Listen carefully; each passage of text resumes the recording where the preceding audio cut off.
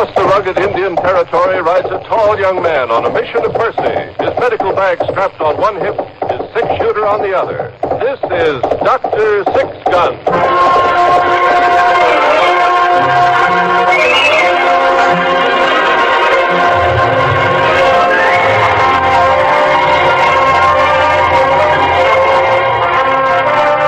The National Broadcasting Company brings you another transcribed episode in the exciting adventure series, Dr. Six Gun.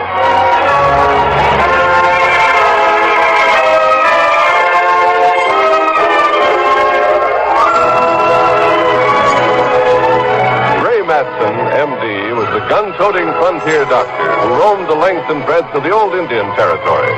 Friend and physician to white man and Indian alike, the symbol of justice and mercy in the lawless West of the 1870s, this legendary figure was known to all of us as Dr. Six Gun.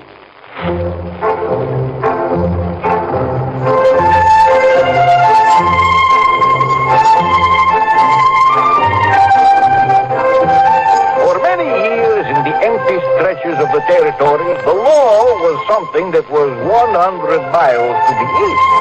Justice was a matter of who shot first, and the man with the pistol was obviously in the wrong when he faced the man with the rifle.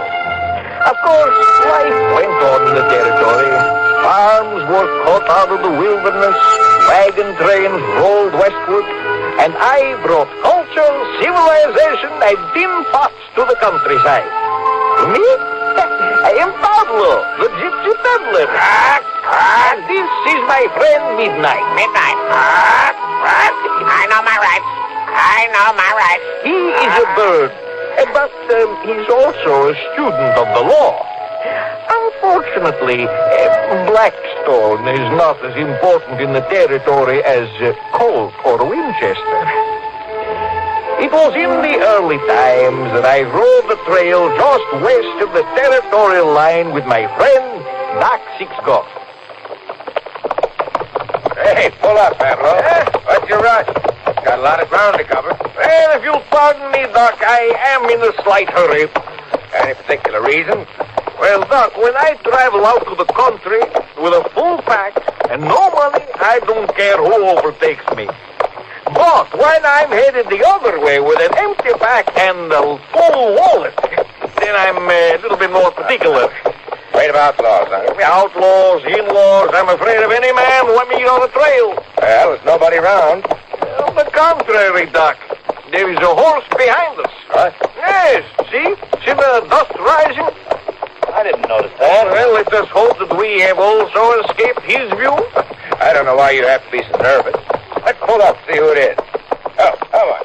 Well, Doc, my uncle, who was a wise man, used to say that heaven looks after saints and fools. Well, let us hope that you are a saint, for I'm certainly a fool to stay with you. Hold it.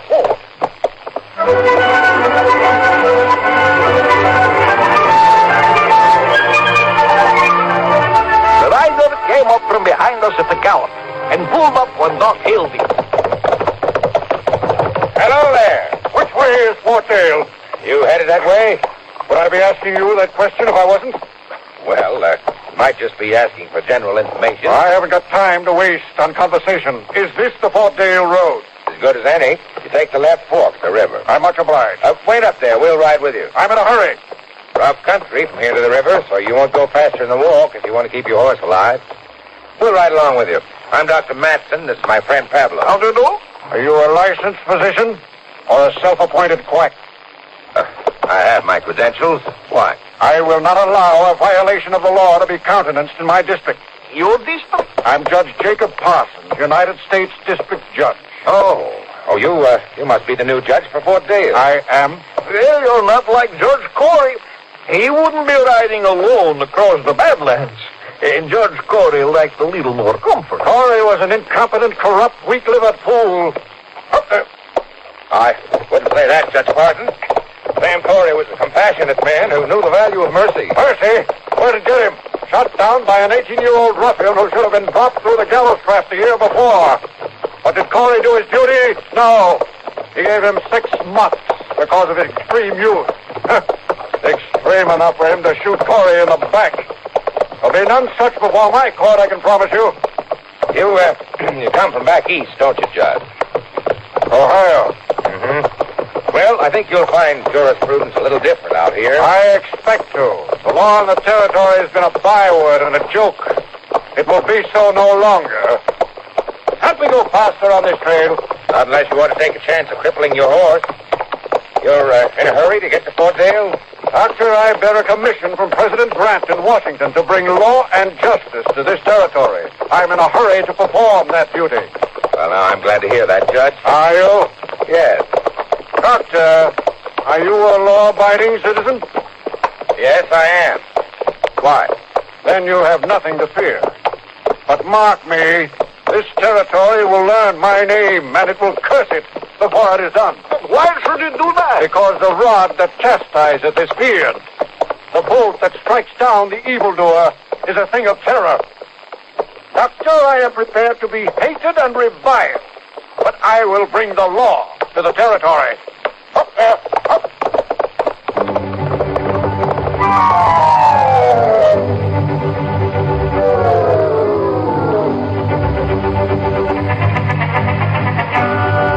He was not an old man, and his beard was combed carefully, but his eyes burned, and the veins in the back of his hands stood out as he clenched his fist around the reins. We lost track of George Jacob Parsons when we got to Fort Dale. I didn't hear about him for 2 days. And Doc and I were in the cafe when an old friend of ours sat down beside us. Hey, Doc. Mind if I join you? Hello, Harry. Oh, hello Come on, sit there. down. How are things at the prison? That whiskey you got there, Blow? Here, you take mine, I'll order another. Thanks. I need it. What's on your mind, Harry? Doc, you've been good to me. You saved me from the jail fever the time them 12 prisoners got took and died out of the jail. Oh, I didn't save you, Harry. I don't know what causes jail fever. Anyways, you took care of me and I come through it. So, well, I got a lot of respect for you, Doc. I just want to know if I'd done right. What's the trouble? I'm as tough a fella as the next man. I fit through the whole war, Doc. I fit the rebel raiders in Missouri and Kansas, and I fit with the regulars under Sherman. I've killed men with bullets, and I've killed them with knives. Harry, what's the matter? I just don't want you to misunderstand nothing. Now, I've been turnkey over to federal jail for 2 years. Now, they ain't no good, them prisoners, most of them. They steal each other's shoes if you give them a chance, but I draw the line. At what? Doc, I'm going to tell you something I ain't never told nobody. And Pablo, you promise you won't say nothing. About what? Never mind, promise. Very well, I promise. You, Doc? Sure. Well, back in my regiment, I was with the provost marshal's office. And you know what I'd done? What? I was a hangman, that's what. 5 times I had to set the jerk knot and whip the horses out from under some fellow who'd been court-martialed for maybe murder or desertion. Well, it was your duty, Harry. You were a soldier. Yeah, I know, I suppose, but... Well, he knows about it. Who? The new judge, Parsons. He come around to the federal jail and he took me aside and he told me he wanted me to be his hangman. But why? He says old man Somerville is too old. Doc, I swear my flesh like to creep away. You know what he wants to build? A gallows with a trap big enough for 12 men. 12? Pablo, get me a bottle from the bar. With pleasure. Doc, he ain't even set a case yet, and he tells me, Harry Moore, there's going to be a change in the law in this part of the country. 12 men. Yeah, that ain't all. You know, up to now, we've got a hanging case. We put up a temporary scaffold up in the courtyard. But that ain't where he's going to put it. What do you mean? Doc, he's aiming to build his gallows outside the front gate of the prison. Why, that's right opposite the town square. Sure. Harry Moore, he says to me, I aim to let people see justice done. Doc, I told him I was a turnkey and not a hangman. Not 12 at a time like it was a show for people to watch. But he said it was my duty. He quoted scripture at me or something. Doc, did I do wrong? I don't know, Harry. Man has to do what his conscience tells him. Yeah, that's what I figured. And my conscience tells me I don't want no part of a gallows big enough to hang 12 men at one crack. Pablo, where's that bottle?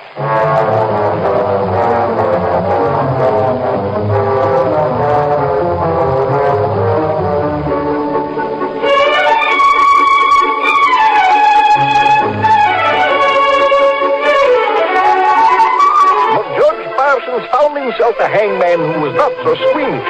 An ex-army man named George Merwin, who took a great pride in his work, who built the gallows with his own hands and looked forward to a prosperous year at $100 a hanging. United States Marshals went out into the territory from Fort Dale armed with a saddlebag full of warrants. And after a few months, they would come back with a wagon load of men in irons who disappeared into the federal prison until the time came that they appeared before George Parsons. It is a sentence of this court that you be taken from hence to the place from which you came, and from there to a place of execution where you shall be hanged by the neck until you are dead. May heaven have mercy on your soul. No, I didn't mean to kill him. It was a fair fight. He drew first. You've had your trial. Trial? I ain't been out of that lousy, stinking cell for more than 15 minutes. But what kind of a trial is that? I tell you, we had a fair fight. Silence! Prisoner, my purpose to bring law and order and civil regulation to the territory. I will not stand for breaches of the peace or murder and criminals of your type. It was a fair fight. You Take him can't out. do this to me. Take him out. Bring in the next.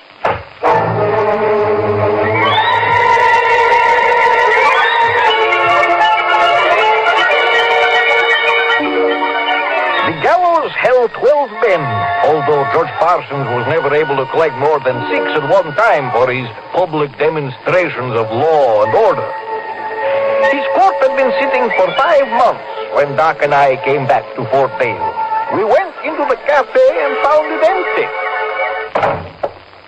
Hey, where is everybody? Oh. Shorty! Morning, Doc. Oh. Peddler. I can't give you breakfast. Cook's not here. Where is everybody? Oh, it's hanging day. Huh? Most everybody goes over on hanging day. It's really interesting. Young Sandy Turpin goes today. He's that kid shot up the sheriff out by the Three Forks country. The rest of the lot ain't much to speak of. Couple of Indians and a soldier from the fort. Sandy's the main attraction. Well, how come you're missing their fun? Well, it ain't fair, and that's a fact. Boss said somebody had to stay with the till. I told him I missed the last hanging day a couple of weeks ago because I had a bad cold in my head. How many people go to these hangings? Well, the whole town. Ain't you going, Doc? No, thanks. The man's unfortunate enough to be condemned to death. I'm not interested in watching him die. Well, now, it's really a question of establishing law and order. That's what it is. Judge Parsons says it acts as a deterrent. You going, Peddler? My friend, I have seen too many of my kinsmen hang from trees in the old country to enjoy such a spectacle. Yeah, well, I can understand that if somebody in the family got hung. Say, listen, would you two fellas mind looking after the cafe if I run out and take a look? I'll only be a couple of minutes. Old George drops them neat as a pin. Only takes a couple of minutes. You don't have to worry. There won't be nobody in till afterwards anyway. Thanks a lot. Law and order, huh? And I thought this was a civilized country. Oh, it is, Doc, it is. There's an old story among the gypsies of a man who was lost in the woods. He wandered for days, not finding a house or a barn or a human soul, until one day he came out of the woods, and there, at the fork in the road, stood a high gallows with a man hanging from it. Ah, he said, civilization at last. Still, it is the law. Yes, Doc, it is the law.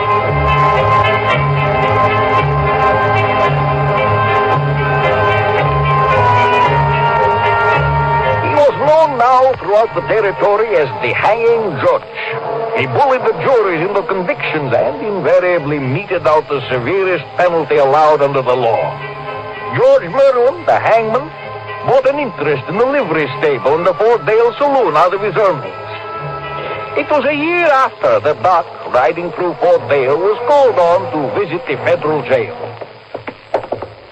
Doc, I reckon they called you in because the regular prison doctor went east to St. Louis on account of his mother dying. I suppose so. Smells in here. You get used to it, Doc. Them cells ain't too fancy in their equipment. Just what is it, Harry? Jail fever? No, Doc, there's a fella named Baxter. What's the matter with him? Tried to escape. One of the boys shot him through the leg. I guess it developed a slight touch of gangrene, you might say. Yeah, still here. Open up, Charlie.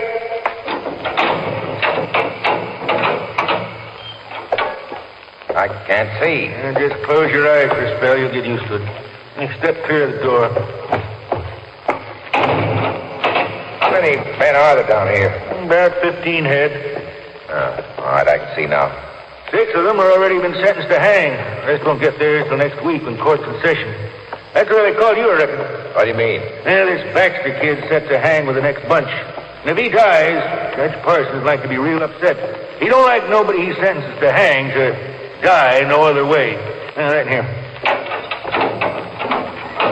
All right, Doctor. I brought the doctor. What for? Want to help you. Why? So that I can stand up straight in the gallows? I don't know anything about that.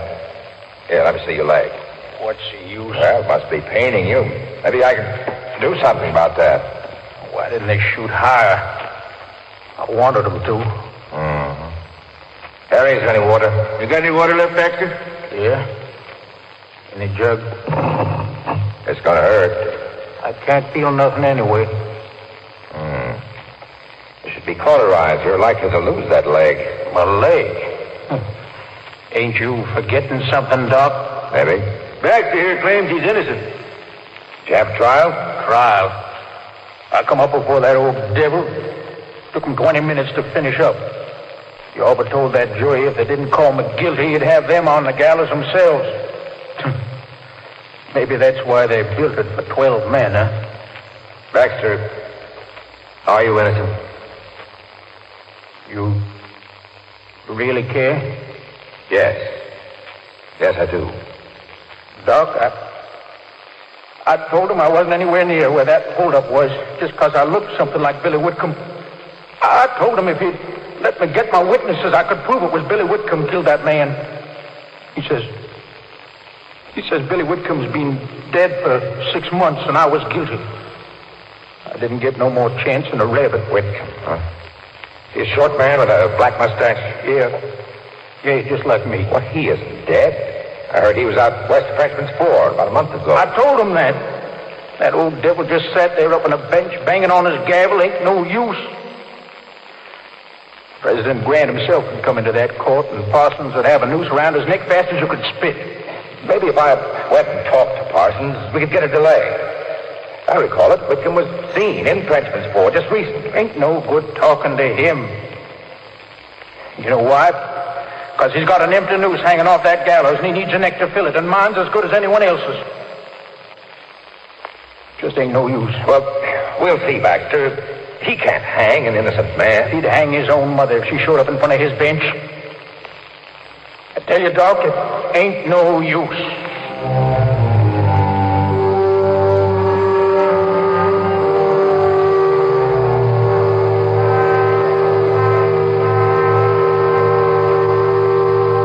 I will not tolerate interference with this court. Judge Parsons. I will not allow lawlessness and chaos in my jurisdiction. The man claims he's innocent. So say they all. You think I'm to be fooled by any murdering scoundrel who stands before me and pleads that he's as pure as a newborn babe? You take me for a fool? What man threatened with the gallows would not swear his innocence? But he says he can prove it. Judge, look. If Billy Whitcomb is alive, it's possible that Baxter is innocent. He was found guilty. It won't hurt to delay the hanging till you can find out whether... I do not have to find out. I know. Doctor, I can tell the guilt or innocence of a man brought before me before a word of the charge is read. That's crazy. The man must hang. They'll all hang. The criminals, the outlaws, the cutthroats, the scoundrels. Doctor, I will have this territory clean and in order. He may be innocent. I suppose he may. Well, then you can't hang him. I will have the verdict of this court respected. Doctor, do you realize that all that stands between this community and the pack of human wolves that skulk through the territory is the majesty of this court? Its verdicts are inflexible. Better by far that one worthless man should hang than that a mob of drunken, unlawful scoundrels should think that this court is weak. But you can't mean that you'd hang an innocent man. They're none of them innocent. But unless it's proved, the law you can't do that. What right have you got? I am their judge. But only according to the law. If he's innocent, you have to give him... I am their judge. Now, Doctor, leave my chambers, or I shall issue an order holding you in contempt of this court. Judge Parsons, don't you realize this is a human life? When you have been on the bench as long as I have, you realize that human life is a petty and unimportant thing. Doctor, I would hang them all to preserve the majesty of this court. Good morning.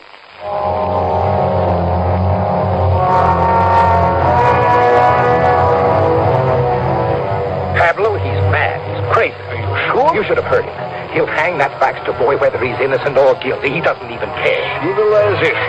God only knows how many others have been innocent. He's hanged 53 men in 1 year.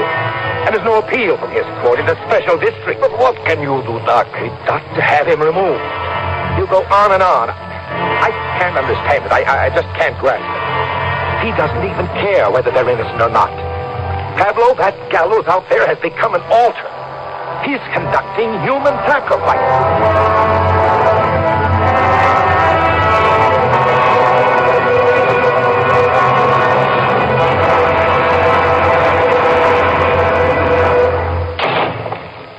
That leg of his must be better, Doc.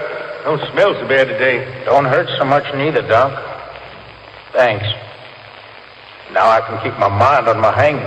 I talked to Judge Parsons today, Baxter. He doesn't care whether you're innocent or not. I told you, Doc. But you don't understand. He's mad, out of his mind. And now that's a great comfort to me, Doc. At least when old George springs that trap of his, I'll know that Judge Parsons is crazy. Yeah, I'll think about it while I'm dropping. There's got to be some way to stop him. If he arrives as authority directly from Washington, it'll take a week to get any action from there. That's nice, only my hanging's on Tuesday. There's only some way of stopping him in the meantime. But he doesn't show any signs of his madness. Doc, he don't show no signs of nothing. He did. He was obviously insane. I could certify him. But it'd have to be plain for everybody to see. You wouldn't get anybody to go along with you now. Oh, but there must be some way, some weakness. Weakness in him? Back home, I remember folks saying that Jacob Parsons was about the strongest. Back home? I thought you said you knew him in the Army. Well, I did, but we come from the same town back in Ohio. Same town, huh? Tell me about him, Harry. Tell me everything you can remember about him. All right. I don't see how that's going to help, but all right.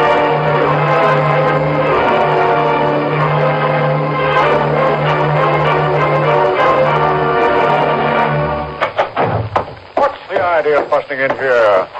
What do you want, Doctor? Judge Parsons. You're about to deliver some well-meaning maudlin plea for a stay of execution. You're wasting your time. I will not stay the hanging. No, I didn't think you would. You don't care if Baxter's innocent, do you? The verdict has been rendered. Tell me, Judge, do you go to watch the hangings yourself? No, not required of me. Well, you should sometime, Judge. Have you ever seen a man hang? Ever heard his steps up the gallows? 13 steps? It's traditional, you know. They always build them with 13 steps. Why don't you go out and watch it sometime? I would ask you to leave now. You say your public hangings are important for law and order. Well, why don't you go watch one yourself? What are you getting at? I don't think you're telling the truth, Judge. I think you have seen a hanging. I think you know what it's like. I think you remember it very well. No, I don't. They tell me you've never hanged a woman, Judge. Is that right? Get out of here. There was a woman before your bench 3 months ago, a murderess. You didn't hang her. Why not? Couldn't you stand the thought of it, Judge, hanging a woman? Did you remember something? What was it? Something about a woman in the gallows, the 13 steps, and the noose? Was that it? What do you want from me? Get away. I'll have you charged with contempt. Is that what you remember, Parsons? A woman? A hanging woman? Where are you going? Get out of my way. Get out of my way. You see it sometimes. You see it at night when you're asleep. Do you see your face before you when you bang that gavel, when you pronounce sentence? Is that it, Judge? Get out of my way. Let me alone. Wait, Judge, I'm not through with you. I can't stand it. I can't stand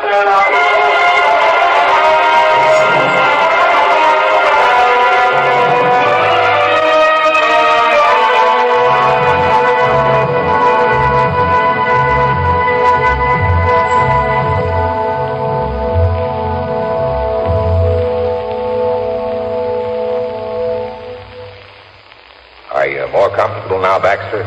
Yeah, Doc. As much as I can be in a jail cell. Well, you'll be in it at least another month while I send for witnesses in your case. Doc, I just don't understand it. What happened? Well, you heard what Harry told us. Judge Parsons' mother was hanged as a murderess in Ohio when he was a little boy. He had an uncle who made him go to the hanging. He wanted to shock the criminal tendency out of the boy's blood. Well, you can't do that. Can you, Doc? No. No, he can't. The boy was shocked, all right. And he's been getting back ever since. Baxter, if he'd had his way, he'd have hung the whole world to pay him back. Doc, what happened? He ran out of the courthouse and across the square to the gallows. He just stood up there on the top, screaming and crying for his mother. Well, old George was down below working on the lever. George is stone deaf, you know. He didn't hear anybody on top, and he sprung the trap to test it. But there wasn't any noose. No. No, but you can break your neck from a 12-foot fall. Don't need a rope. He's dead? There's an interim appointment for Judge Lowry over at Frenchman's Ford to take over. I suppose that won't help me none. I think it will. If you're innocent, you'll be clear. And this time, you won't be tried before a hanging judge.